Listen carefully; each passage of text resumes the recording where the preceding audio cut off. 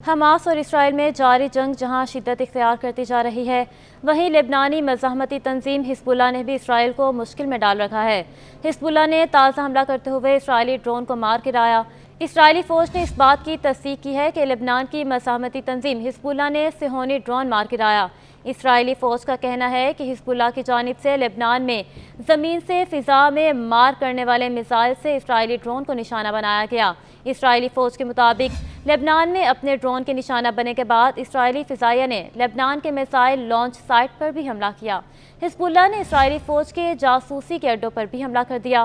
حزب اللہ نے شمالی مقبوضہ فلسطین کے شلومی علاقے میں 2 عمارتوں کو اپنے حملے کا نشانہ بنایا۔ حزب اللہ کے مطابق ان عمارتوں میں اسرائیلی فوج کا خفیہ ٹھکانے تھے۔ حزب اللہ لبنان میں اس حملے کے بعد المطلع ٹاؤن میں بھی کچھ عمارتوں پر حملے کیے ہیں۔ اب ان حملوں میں ہونے والے جانی اور مالی نقصانات کے بارے میں کوئی خبر موصول نہیں ہوئی ہے۔ حزب اللہ لبنان نے اسی طرح کچھ گھنٹہ قبل شمالی مقبوضہ فلسطین میں واقع حانیتا فوجی اڈے میں اسرائیل کے جاسوسی کے آلات کو بھی نشانہ بنایا۔ حزب اللہ نے جس نے مغربی الجلیل میں ہدف بیارین اڈے کو مناسب ہتھیاروں سے نشانہ بنانے کی ذمہ داری قبول کی تھی، اعلان کیا ہے کہ مقبوضہ کفر شعبہ کی بلندیوں میں واقع رویسات العلم 20 کے قابضین کے خلاف اپنی کارروائیاں جاری رکھے ہوئے اس کے اطراف کے علاقوں میں اسرائیلی فوج کے ٹھکانوں کو توپ خانے کے گولوں سے نشانہ بنایا۔ لبنانی مزاحمت نے اعلان کیا ہے کہ اس نے ایفن مناہیم ٹاؤن کے مشرق میں اسرائیلی فوجیوں کے ٹھکانے پر راکٹ سے حملہ کیا ہے۔ حزب اللہ لبنان نے بھی سرحدی علاقے الراحب میں قابض فوج کے جاسوسی آلات کو نشانہ بنانے اور ہدف کو درست طریقے سے نشانہ بنانے کی ذمہ داری قبول کی ہے۔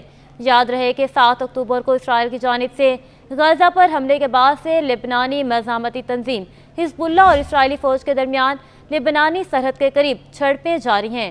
دونوں جانب سے ایک دوسرے پر کئی بار حملے بھی کیے جا چکے ہیں۔ لبنان کی مزاحمتی تنظیم حزب اللہ نے کچھ روز پہلے شمالی اسرائیل کے قصبے آرامشاہ میں فوجی تنصیبات پر گائیڈڈ میزائلوں سے حملہ بھی کیا تھا، جس کے نتیجے میں کئی اسرائیلی فوجی ہلاک اور 14 اسرائیلی فوجی زخمی ہو گئے تھے، جبکہ اسرائیل کو بھاری مالی نقصان بھی اٹھانا پڑا تھا۔ غیر ملکی میڈیا کے مطابق اسرائیلی فوج نے حملے کی تصدیق کرتے ہوئے کہا تھا کہ اس کے زخمی فوجیوں میں سے 6 کی حالت تشویشناک ہے۔